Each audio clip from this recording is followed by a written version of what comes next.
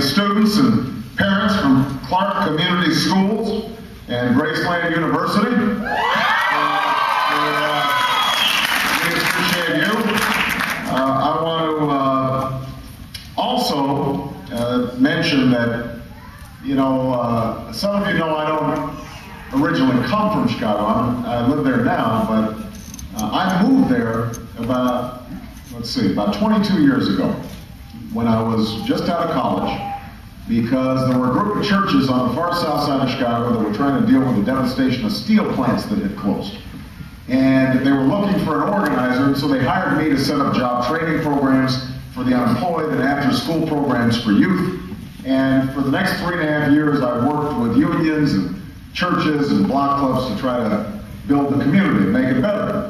And after about 4 or 5 weeks of doing this work, I realized that if you're an organizer, that means you're underpaid and you're underappreciated. Now, I am now running for president, and I have a whole bunch of organizers working for me. And they're all underpaid and underappreciated. So I don't want to pay them more, but I do want to appreciate them. And I've got our organizer in Clark County, Nisa Aragon. She's right there. Say hello to Nisa. And, you know, to make Nisa's job easier, I'm going to first of all try to give a pretty good talk today so that she can be proud of her candidate. And if there are those of you after the event today who feel like, you know what, I'm going to caucus for Obama, then we would love for you to fill out one of these supporter cards before you leave, and there will be, in addition to Nisa, there will be other volunteers who are here who will be passing out supporter cards. We'd love for you to fill them out. That way we can communicate with you and let you know what we're doing. Did I do well, Nisa? Is that right?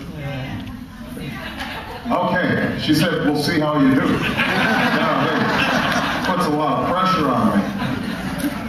Well, listen, here's what we're going to do. I'm going to speak for about 15, 20 minutes, and then what we're going to do is just open it up for questions, and I'm going to call on a few people back here, and then I want to call on some of the folks in the audience, and you can make comments or ask questions, and hopefully by the end of this thing you'll know a little bit more about me and about the campaign, and I'll know more about you. You know, I have been running now for the presidency for about 7 months. And everywhere we go, we've been seeing these enormous crowds. I mean, we had 10,000 people in Iowa City. There you go. We had 4,500 people in Davenport. We had just 4,000 people yesterday at Iowa State University in Ames. And what's encouraging about these crowds, what's inspiring about these crowds, is not just the size of them, but it's the makeup of these crowds, because they come from all walks of life. They're young people and old people. They're black, white, Hispanic, Asian, Native American. They're Democrats and independents, and even some Republicans sneak in. I know, because they shake my hand and they whisper to me, they say, Brian, I'm a Republican, but I support you. And I say, that's great. You don't have to whisper. There's nothing wrong with that. What these crowds tell me, we're told so often that the country's divided into red states and blue states, that we're doomed to fight the same tired partisan battles over and over and over again.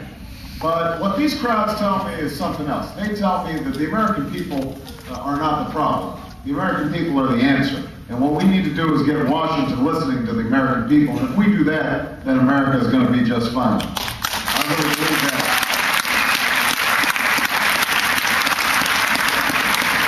And that's why we're here today. Because at a time when our politics has shut us out and asked us to settle, that's divided us for too long, I think we all believe that it's still possible for us to come together as one people and solve the big problems that we face and build that more perfect union that we've talked about for decades. And we know it's time to turn the page. Part of the reason that people have been coming out is, let's face it, they are just sick and tired of George W. Bush and the policies of this administration. They are tired of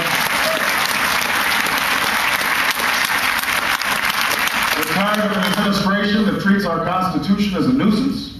to be avoided as opposed to the foundation of our liberty and our democracy.